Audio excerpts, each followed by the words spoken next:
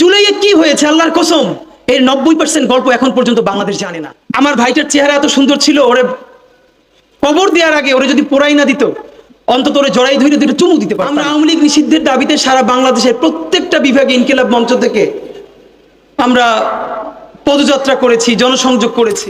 আশুলিয়ায় যে 7টা লাশ, আপনি ভাবেন, মানে আপনি চক্ষু বন্ধ করে অসুস্থ হয়ে যাবেন আপনারা আবারও যদি চিন্তা করেন যে আপনার ভাই, আপনার বাবা, আপনার সন্তান, এই 7টা লাশের মধ্যে 6 জন মৃতদেহ ছিল আর 1 জন জীবিত ছিল, শহীদ সজল। তার মা আমাদেরকে এসে বলেছে, বাবা আমার সন্তানের গায়ে যখন আগুন দেওয়া হয়, পেট্রোল ঢেলে পুলিশ আগুন দেয়, তখনও প্রত্যক্ষদর্শীরা দেখছে পাশ থেকে আমার সন্তানের হাতটা নড়তেছিল। এই ট্রমা আপনি নিতে পারবেন না।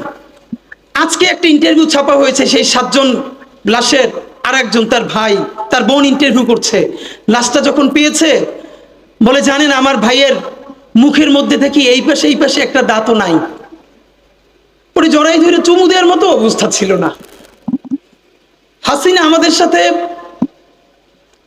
শুধু হত্যা করে নাই, সন্তান তার বাবার লাশটা দাফন করবে। এখনো রায়ের বাজারে আমরা অনেকবার গেছি, 150-র উপরে বেওয়ারিশ লাশ, 1 বছর হয়ে গেছে। এই লাশগুলো কোন বাবা মার সন্তান, সরকার এখন পর্যন্ত ডিএনএ স্যাম্পলিং করে তাদের কাছে পৌঁছানোর উদ্যোগ নিতে পারে নাই। কোন স্ত্রী তার স্বামীর জন্য অপেক্ষা করে আছে, কোন সন্তান বাবার জন্য এখনো পথে বসে আছে, আমরা জানি না সেই বেওয়ারিশ লাশগুলো। জুলাইয়ে কি হয়েছে আল্লাহর কসম, এর 90% গল্প এখন পর্যন্ত বাংলাদেশ জানে না।